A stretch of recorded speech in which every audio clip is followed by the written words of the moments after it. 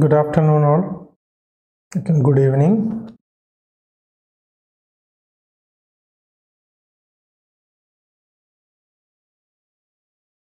Am I audible?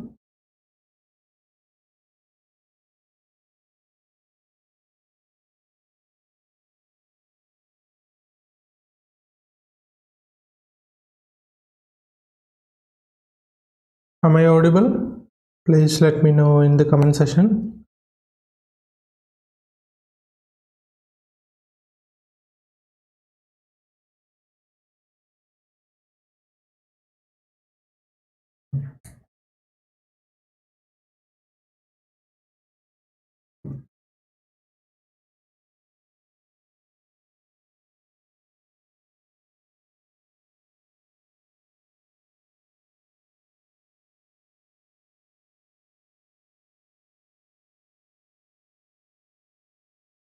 Hope your preparation is going well and good. You will be having 14 days more. So it will be better to revise in the last minute. Go through the previous year questions and identify what is being asked by the UPSC in prelims. Almost every time UPSC keeps a pattern and you should follow that. Do not overstress yourself, do not be tensed, okay? Just focus on what you have learned, okay? Go for a preparation, go for a revision that is completely based on what you have already learned. Do not overstress yourself, do not go for a new material.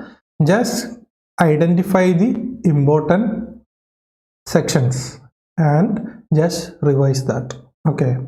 Do focus on most important subjects like economics, polity, etc.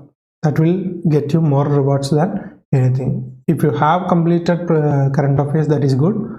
Revise it, get the basic ideas, revise the basic ideas. That will also help. Also, you need to understand the basics of answer solving or MCQ solving. For that, you need to have experience on previous year questions. Go through previous year questions and identify why that question is there and also how can it be solved. Okay, that should be your basic strategy. That will be helpful for you. Okay, if you have any doubts, let me know in the comment section. And also, if you cannot hear me, please let me know. There may be certain technical issues right now, so let me know if you have any issues. Okay, today we are going to discuss in detail about the most important topics of prelims 20 regarding economics paper. Okay, we will be focusing on more than 15 topics from economics that can be in your prelims 2020. Most important topics only. There is another topics you need to focus, but this is not the basic factual type or conceptual type. This will be focusing on the most recent actions taken by the government, which can be reflected in your prelims 20. So go through all these topics. It will be helpful for you. At least you can get certain answers, or you can identify certain statements from these topics. Okay, and this is time for you to move to a full-fledged focus on your preparation. Go for that. Do not hesitate. Revise and revise. Okay, today we are going to discuss in detail about most important topics of economics for prelims 2020. This is not this session will not focus on conceptual type questions or conceptual type topics. Rather, it will be focusing on the articles and topics that were in news recently. Okay, the first one is government securities. Government securities is very much important for your prelims because almost every year there will be a question on securities, bonds, etc. Okay.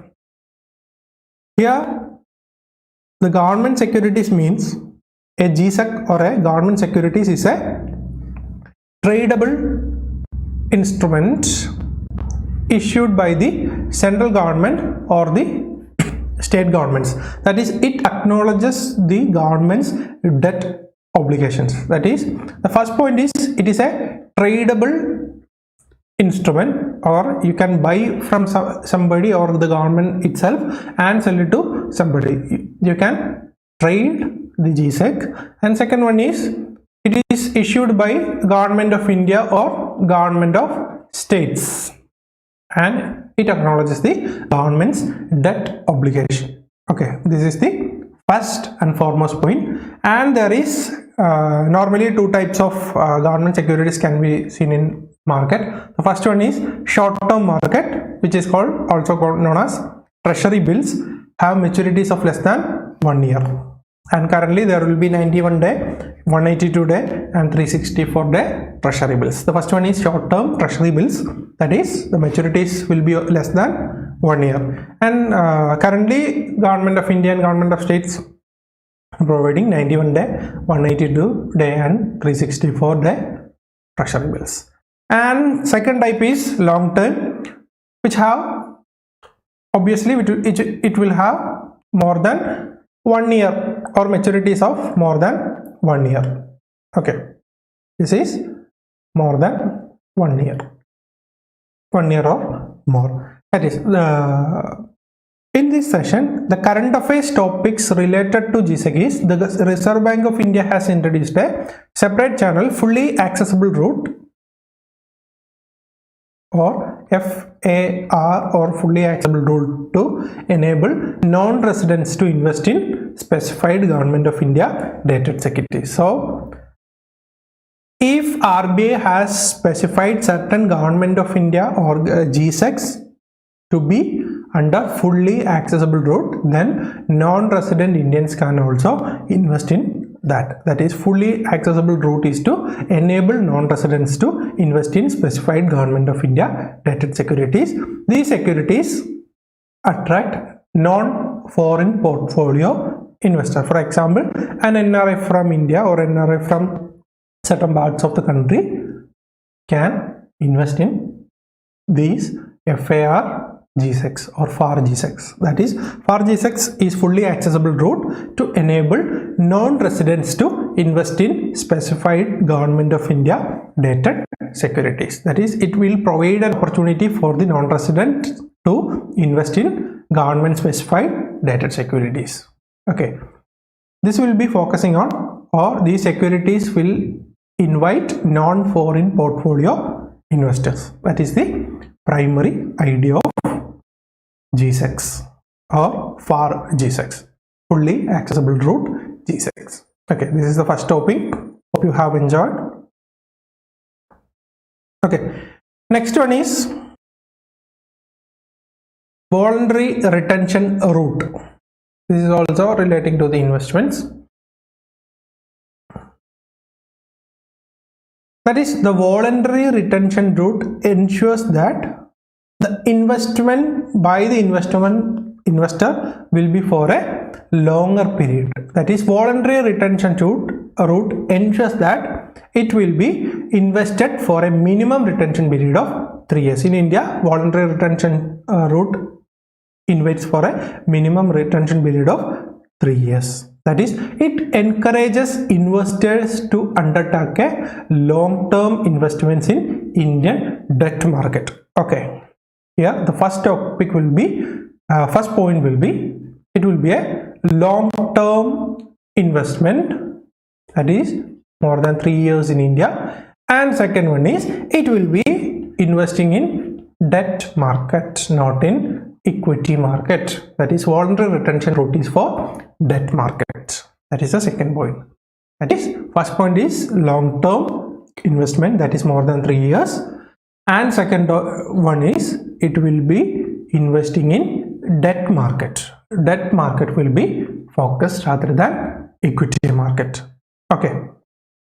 And The investment through the route will be free of the regulatory norms applicable to FPI or foreign portfolio investments in debt markets. That is, if you are investing through voluntary retention route, there will be less regulations or regulatory norms to be followed. That is, the condition for that is, or condition for eliminating the regulatory norms will be, the investors should maintain a minimum share of their investment for a fixed period of time. Okay, and in India, 3 years is the minimum retention period, and investors need to maintain a minimum of 75% of their investment in India through voluntary retention. That is, if an FPI investing more than 75% of their investment for at least 3 years, they can use voluntary retention route, so that they will have minimum regulatory norms to be followed. Okay, that is the basic idea. The primary aim of voluntary retention route is to ensure long-term investment in debt market. If an investment is a long-term investment in debt market, it can ensure less volatility, or volatility can be reduced. That is the primary aim of voluntary retention routes. So, voluntary retention route ensures investors for a long-term investment up to more than 3 years, and also it will be investing in debt market rather than equity market. Okay. Next one is AT1 bonds or Tier 1 bonds. Okay, hope you have understood the basics of voluntary retention route. If you have any doubts, let me know. Okay, we are moving to the next one, that is AT1 bonds. Am I audible? Is there any issue in connection or so? Let me know. Okay, next one is AT1 bond or additional Tier 1 bonds. AT1 bonds or additional Tier 1 bonds. That is, it ensures focus on providing basic Tier 1 support for the banks for Basel III norms. That is, the AT1 bonds helps in AT1 bonds helps in managing the or ensuring Basel III norms for banks. That is, recently it has been used by Yes Bank in ensuring the norms provided under Basel III. And the primary definition of AT1 bonds, they are a type of unsecured and perpetual bonds.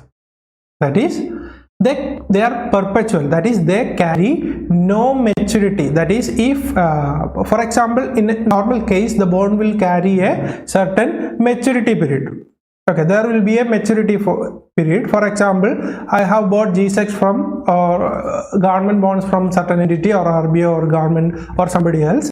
There will be a maturity period, maybe 5 years, maybe 10 years, based on the type. If it is a long term, there will be a long term maturity period. But in the case of AT1 bonds or additional Tier 1 bonds, there will be no maturity. That is, it will be a perpetual bonds that the government or the issuing authority can perpetuate their maturity period. That is, maturity date can be postponed, preponed, whatever be the interest of the banks or the issuing authority. And instead of providing a maturity date, they will be carrying a call option that allow banks to redeem them after 5 or 10 years. That is, they can call back so that they can be redeemed. But it is also unsecured bonds. That is, banks are not obliged to use this call option and can opt to pay only interest on these bonds for eternity. Sorry, so that if the bank does not have any interest in calling back the AT1 bonds, they can pay the interest and let it go. Okay, it will be continuing or perpetuating throughout the period. That is, the banks are not obliged to use this call option and can opt to pay only the interest on this bond for eternity. And another risk is the banks issuing AT1 bonds can skip interest payouts for a particular year or even reduce the bond's face value provided their capital ratios fall below certain threshold levels. So the AT1 bonds is more riskier and also it will get more interest, so that they will be having better quality in the market. That is, it is an unsecured perpetual bonds and does not carry any maturity, and also it will have a call option which banks are not obliged to be using. Okay, this is the basics of AT1 bond, that is additional tier 1 bonds, which helps the banks to ensure or satisfy the Basel III norms. Hope you have understood the basics of AT1 bonds. Do read about the basics of this. Okay, there is a chance that this will be in your prelims 2020. Okay, do go through AT1. If you have any doubts, let me know. Okay, also go through AT1 bonds in news. Okay, this is AT1 bonds. The next one is special liquidity facility for mutual funds. Special liquidity facility for mutual funds, that is SLF-MF, special liquidity facility for mutual funds. That is, it is an on-tap, open-ended and will be available to all liquidity adjustment facility eligible banks. That is, under special liquidity facility for mutual funds, the RBI will conduct a repurchase agreement or repo operation for 90 days tenure at a fixed rate for banks. Recently, there was an issue in Franklin Templeton, a managing mutual fund organization or AMC.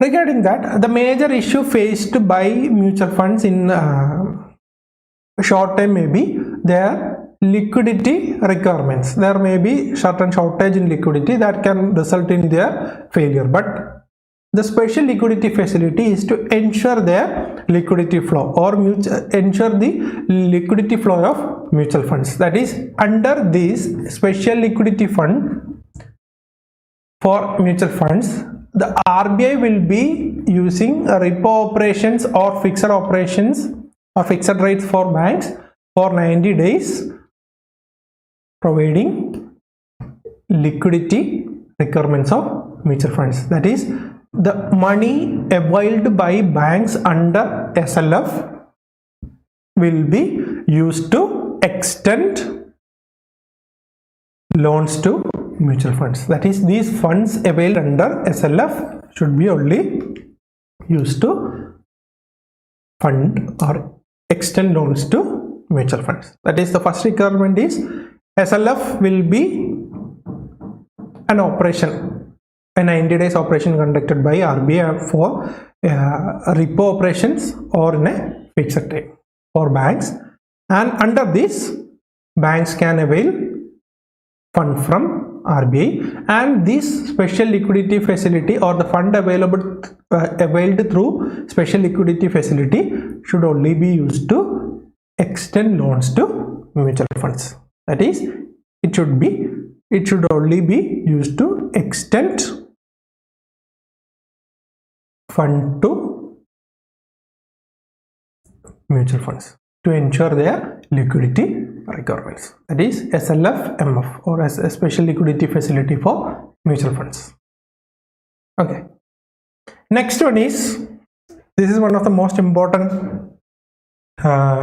topics for every prelims, that is priority sector lending. There is priority sector lending. The PSL norms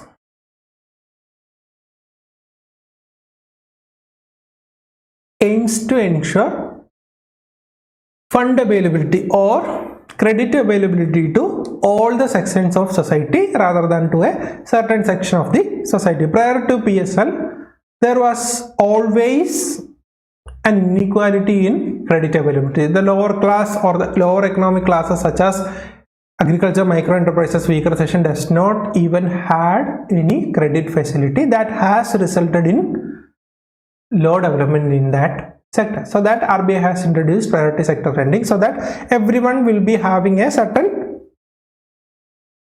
credit availability from the banks. Or PSL norm suggests that the domestic scheduled commercial banks and foreign banks with more than 20 branches have to lend 40% of their ANBC or adjusted net bank credit to priority sectors. Okay, this is the basic norms. Or the PSL, under PSL norms, the domestic scheduled commercial banks and foreign banks with more than 20 branches should lend their 40% of adjusted net bank credit or their 40% of their credit facility to the priority sectors. And RBI has identified that agriculture, MSME, export credit, education, housing, social infrastructure, renewable energy, others, weaker sections, etc. into the priority sector. So here you should understand that there is social infrastructure. It was added 2 years before. Renewable energy was also added a few years back. So you should be understanding all these types of categories, all these categories in priority sector. That is, there is agriculture, there is MSME, there is export credit, there is education, there is housing, there is social infrastructure, there is renewable energy, and others. That is weaker section, other weaker sections. If you are going through, or if you go through the articles, the RBI's article on priority sector, search for PSL norms RBI in Google. You will be getting a detailed page or FAQ session by RBI. You will have all the data relating to PSL norms there. You should be learning about priority sector lending very cautiously because it is most important for your prelims. It is always important, it is always in news, and there will be certain changes by RBI. And recently RBI stated that the bank credit to registered NBFCs towards agriculture, MSMEs and housing sector up to prescribed limits will be treated as priority sector.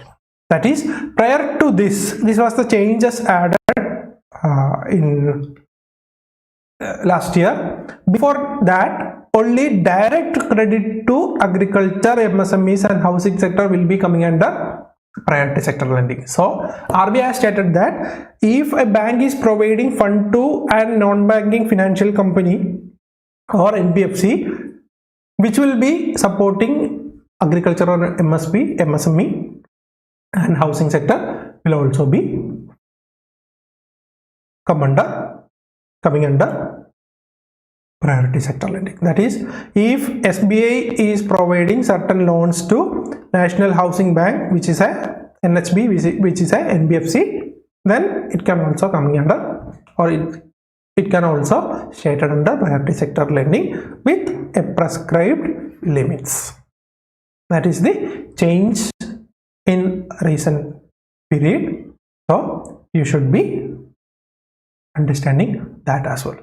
Okay, this is priority sector lending and the recent changes in priority sector lending. Next one is long-term repo operations or LTRO. LTRO is very much important for your prelims. That is, LTRO is a tool under which RBI provides 1 year to 3 year money to banks at the prevailing repo rates, accepting government securities as the collateral. It is a very basics. You just need to understand LTR, what is LTR operations, and the first one is LTR is done by RBI. It is run by RBI. Normally the repo operations will be a maximum period of 90 days or less than that.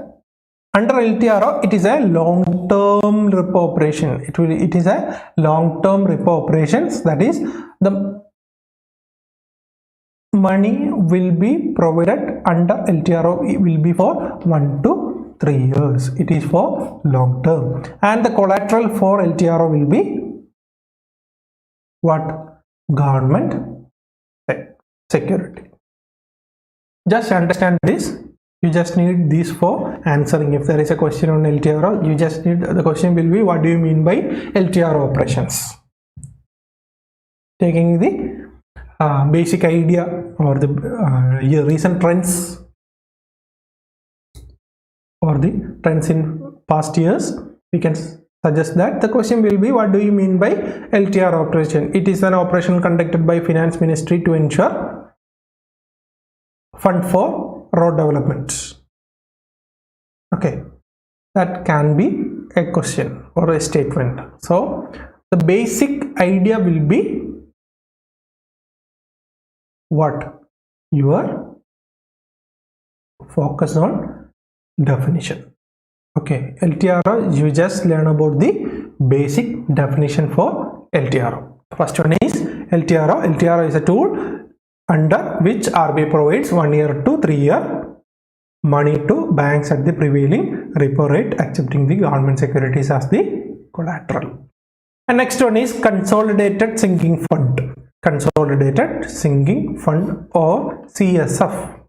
That is, it was set up in 1999-2000 by RBI to meet the redemption of market loans of the states. That is the primary idea of the idea is it is a consolidated sinking fund. Sinking means a ship is sunk in the ocean, or it ensures the state's ability to repay the loans. It was set up in 1999 or 2000 period, that financial year, 2000 financial year. It aims to meet the redemption of market loans of the states. Sinking funds can also be used by the corporations of companies to ensure their debt obligations or interest repayment obligations. That is, the sinking fund is a kind of fund in which an amount is deposited at a regular intervals that can be used to repay the debt in future. For example, you have a debt of 5,000 rupees and it should be repaid in 5 months. So you have 5,000 rupees debt issue and you have 5 months time period. So you will be putting 1,000 rupees per month in a separate fund, and by the end of 5th month you will have 5,000 rupees. This is the basic idea of consolidated sinking fund, to ensure or to enhance the debt repayment facility or strength of states. It is also known as debt remittance fund. There are only 23 states in India have created a sinking fund. This is one of the buffer available to state governments for servicing their liabilities. It is a fund through which some financial discipline is being ensured. That is, it focuses on ensuring financial discipline, so that government or the state governments will have a capacity to repay the debt obligations. That is the primary focus on consolidated sinking funds. Okay. Any doubts?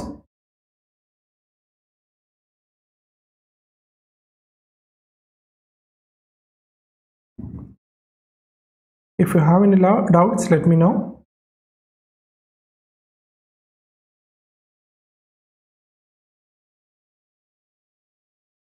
Okay. Next one is PI or PAI. Next one is PI or PAI. That is, PI is an artificial intelligence based chatbot to create awareness around FASTag, RuPay, UPI, Aadhaar enabled payment solutions on a real-time basis. It was developed by Bangalore startup known as Co-Rover Private Limited. So just understand what is Pi. PAI or Pi is an artificial intelligence based chatbot. That is, it is a AI based chatbot developed by Co-Rover, a startup, to spread the words around or create awareness about payment solutions such as FASTag, RuPay, UPI, other enabled payment solutions, etc. That is, just understand it. AI is a chatbot. Sorry, Pi is a chatbot based on AI or artificial intelligence enabled chatbot. It is developed by Co-Rover, a startup in Bangalore. It aims to give awareness about FASTag, RuPay, UPI, AIPS, etc. That is National Payment Corporation of India's products like FASTag, RuPay, UPI, AIPS, etc. Just understanding the basics of these. Okay, do not go into all the technical aspects of Pi. If there is a question based on the technical aspect, there it will be on science and technology. That is, what do you mean by artificial intelligence? In 2018, there was a question on a detailed definition of IoT was given, and there was a question on what do you mean by this, which technology is mentioned in the above paragraph. Only a similar question will be asked when you are learning about Pi or PAI. You just understand all these facts. There is no need of any other details. Okay, this is Pi. Next one is TRIPS flexibilities. Related to this, whenever you are going through TRIPS, go through all the aspects of WTO, read about WTO, read about TRIPS, new policies, new decisions, and all should be related to this. This is TRIPS flexibilities. That is, flexibilities are policy spaces for countries to mitigate the impact of patents. For example, consider Google have a patent on Android, and Google is restricted to them. Consider a hypothetical situation when Android is not an open-ended product. What will happen? Most of the products available in the market will not be possible without the open platform. So the TRIPS flexibilities, TRIPS provides for patents, and TRIPS flexibilities provides that there should be a certain flexibility or policy spaces for countries to overcome the impact of patents. That is, it is in 2001, that is in Doha Declaration on TRIPS and Public Health of 2001, has provided certain flexibilities. So you should also reading about all these four flexibilities provided under TRIPS flexibilities. That is, first one is compulsory licensing. It is one of the most important tools used by India in protecting its pharmaceutical interest. That is compulsory licensing, where I'll be giving a basic definition. You just go through all these. Okay.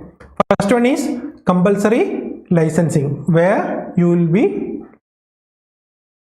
I will give you an examples.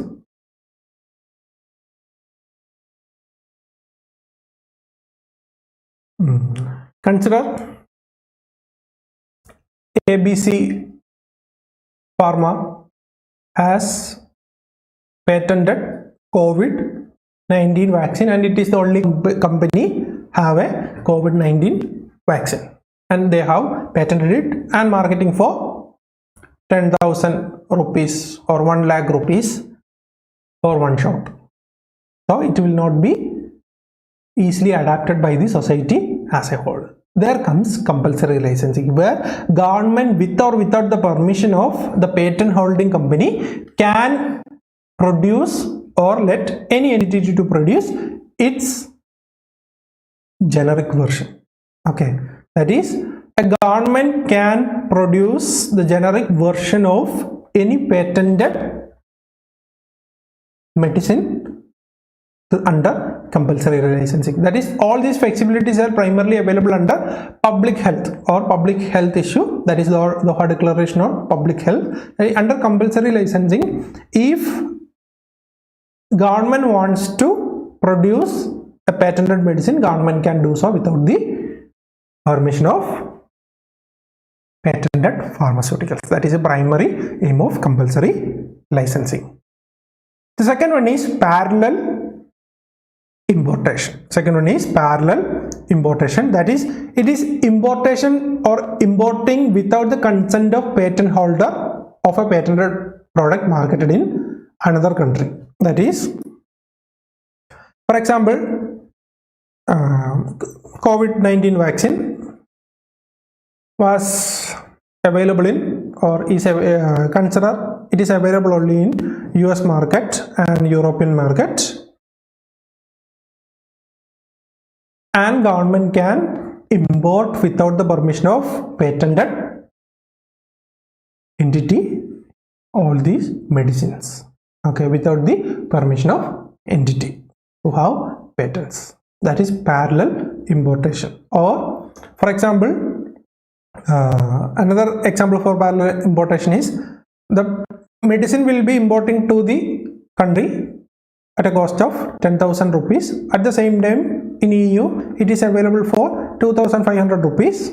So government can import from EU without the permission of patenting entity or entity having patents to the country, so that medicine will be of low cost. Okay, all these comes under parallel importation. And that is next one is exemption from patentability. That is, for example, paracetamol. Consider a case where paracetamol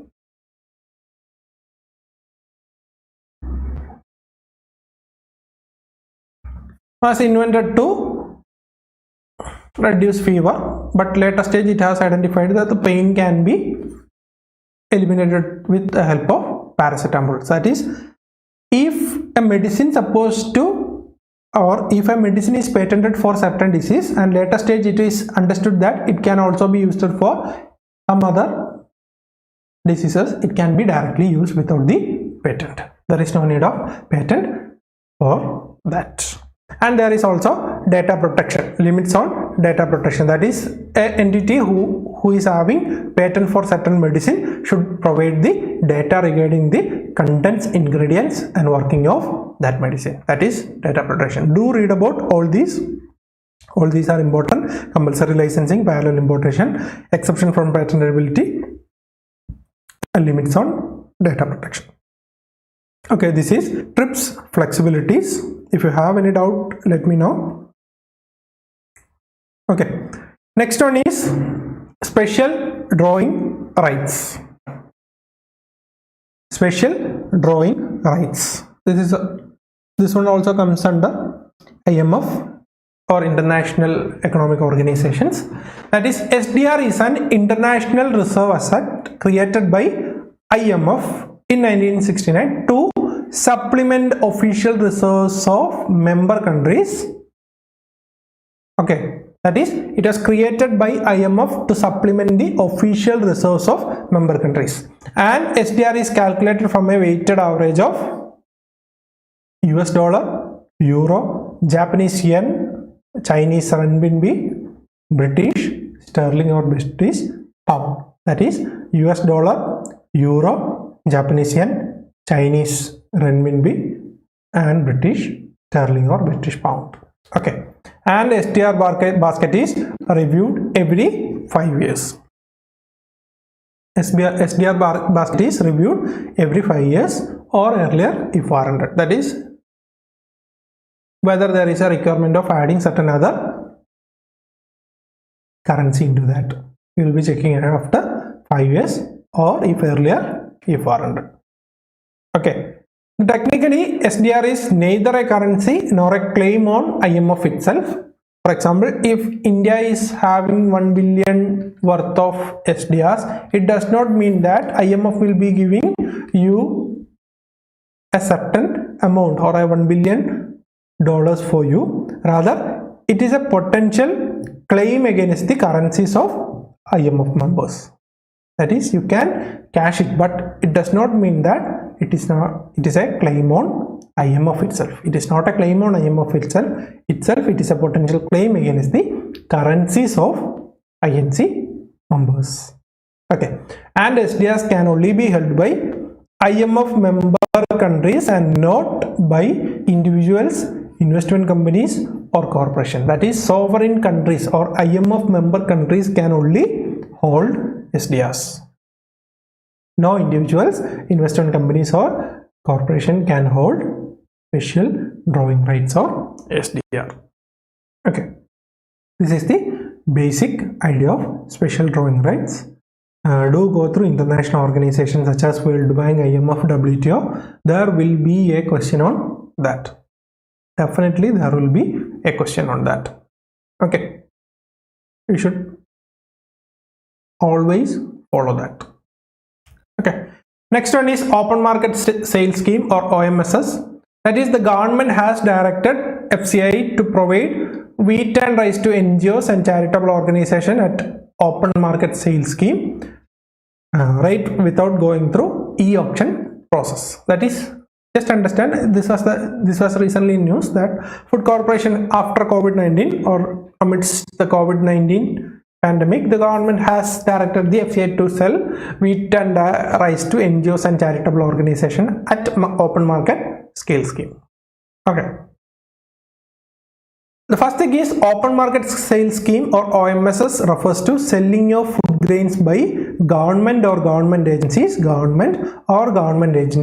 at a predetermined prices in the open market from time to time to enhance the supply of grains, especially during lean season, and thereby to moderate the general open market prices, especially in deficit region. Okay, that is, it ensures availability of grains in the market. That is, FCI has already collected the grains from farmers. There will be a bulk of buffer stock there, and there will be more than that of buffer stock, and government will be selling these through e-auction. That is, prior to this, earlier only state governments and registered bulk users like roller flour mills or large flour mills were allowed to buy stock from FCI under OMSS rate prior to this. But during the COVID-19, the wheat and rice to NGOs and charitable organizations at OMSS was also available without the e-auction process. Okay, this is a process through which government ensures availability of grains throughout the period. PDF will be added as in comment section after the class. Do visit back, and it will be shared in our groups and channels. Do join Telegram channel and our WhatsApp groups. Okay.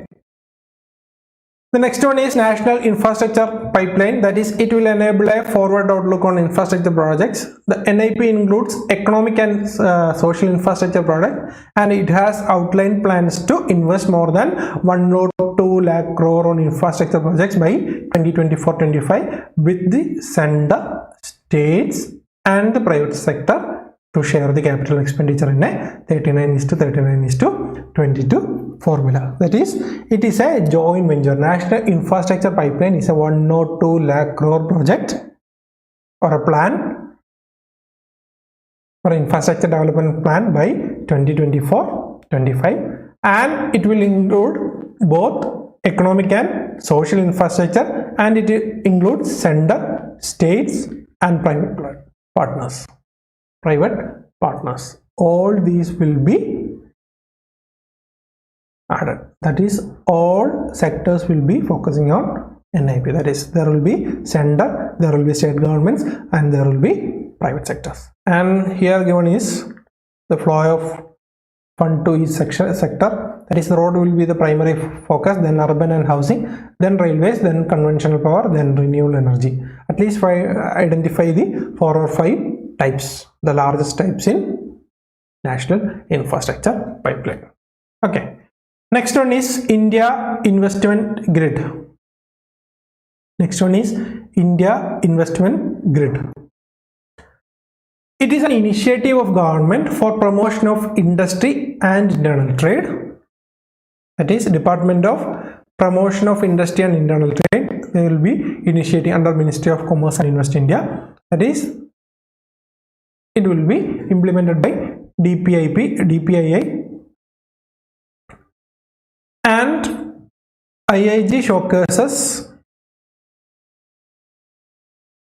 a menu of investment options across India on a single interactive platform. That is, India Investment Grid or IIG is a platform where you can get the details about investment options across India, and it will connect potential investors to project promoters across the country, and even NIP is added under IIG.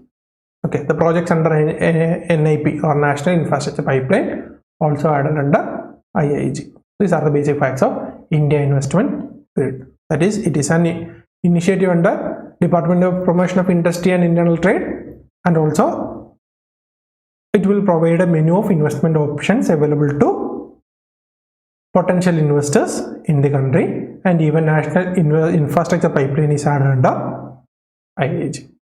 Okay. The next one is Champions Portal.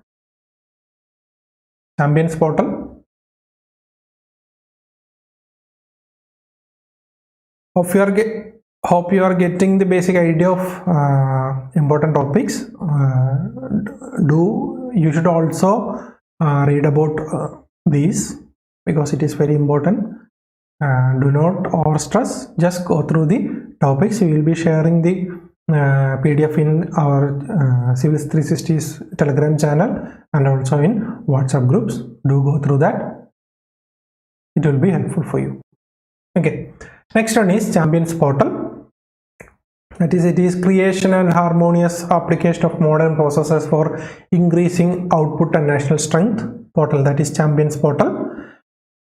It is a technology-driven control room cum management information system by MSMEs. That is, it is a control room. Consider it as a control room for MSMEs by Ministry of MSME. It aimed at assisting Indian MSMEs to march into big league. That is, consider there can be a question to which of the following Champions Portal is related. For first one is renewable sector, second one is MSME, third one is agriculture, fourth one is sports. You should choose MSMEs. There will be basic question. If there is a question, it will be a very basic question. That is, the primary aim of Champions Portal is to assist Indian MSMEs to grow better.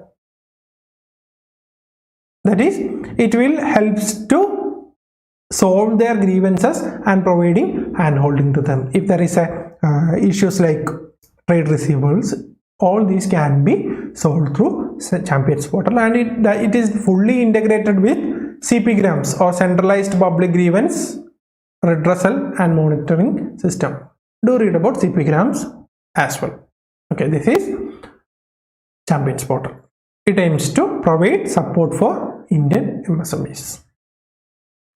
Next one is Central Road Infrastructure Fund.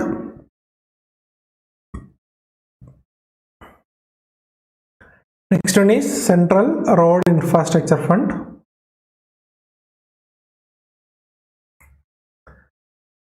Central Road and Infrastructure Fund. That is, in 2018, the Central Road Fund, previously it was Central Road Fund, it was renamed as Central Road and Infrastructure Fund.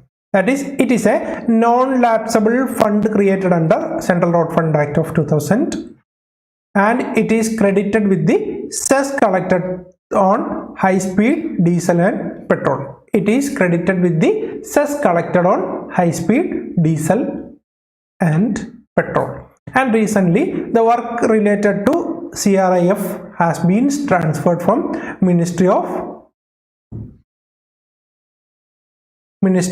Road Transport and Highways to under the domain of DEA or Department of Economic Affairs by Finance Ministry. Previously it was primarily based on road development, and since it was changed to Road and Infrastructure Fund, obviously it has been moved to Department of Economic Affairs, Finance Ministry. It is a non-lapsable fund. It is credited with cess collected from high-speed diesel oil and petrol. This is Central Road Infrastructure Fund. Next one is Bharatiya nirdeshak dravya.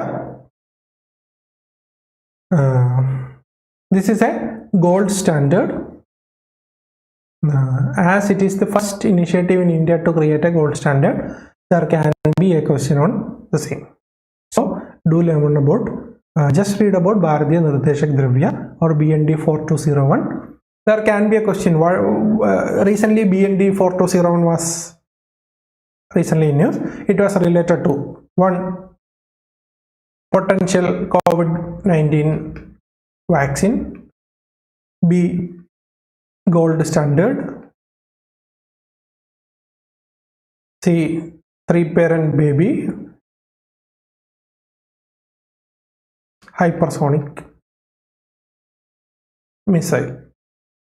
So you should understand it is purely based on gold standard. That is, India government mint IGM has signed an agreement previously with the BARC and CSIR NPL to develop a first gold standard, and they have developed Bharatiya nirdeshak dravya. In this, NPL is the repository of standard units such as kilogram, centimeter, second, etc. in India, and provides calibration services. That just identify that Bharatiya nirdeshak dravya is a gold standard or indigenously developed gold standard in India. It is developed by India government mint, BARC and CSIR NPL. Just understand all this. There is nothing much. It is the first gold standard developed within India, developed by India government mint, BARC, CSIR, NPL. And the extra data is NPL is the repository of standard units such as kilogram, second, centimeter, etc. Just understand this. The question will be a primary or very basic question like this. What do you mean by BND 4201 or Bharatiya nirdeshak dravya? Most probably BND, if there is a question, it will be BND 4201 is related to 1, 2, 3, 4. That's it. Okay, just understand the very basics. And last one is inverted duty structure. This is a conceptual type question topic. That is, it implies a situation where import duty on finished goods is low compared to the import duty on raw materials that are used in production of such finished goods. That is, for example, you are making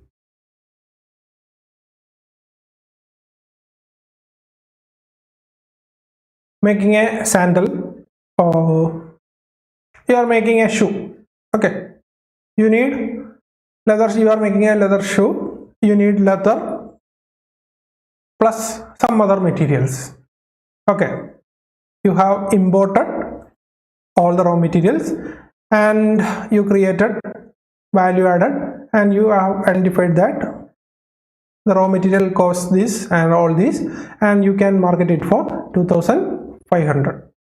In case of an inverted duty structure, the same imported shoe will be having very low price than the made in India one. That is, inverted duty structure is one of the major issue in the country where imported finished good is low, or the duty, import duty on finished good is very low compared to raw materials. That is, it will be beneficial for you to use, because all the duties added under, for example, I will give another example. That is, you have produced the entire good for 1250 and you are ready to market it for 2000, but the duty for raw materials was so high, so you will be placing another 1000 and you marketed it for 2250. At the same time, finished goods with the price of 1250 invite only a duty of 500. So it will be better to buy finished goods. So our industries will not develop. It will be acting as a detriment to the development of Indian industries. That is inverted duty structure. That is a situation where import duty on finished goods is low compared to the import duty on raw materials. That's it. Okay. Any doubts?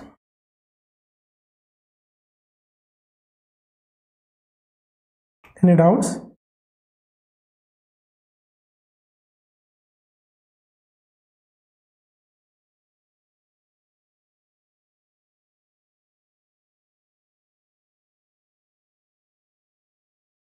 Do you have any doubts? Okay, this is regarding economics. We will be taking another topic tomorrow. Economics is almost most important topic from current affairs is completed. The next topic will be polity or science and technology. Okay, then you can disconnect. Thank you for being with me. Do subscribe and share the word. Thank you.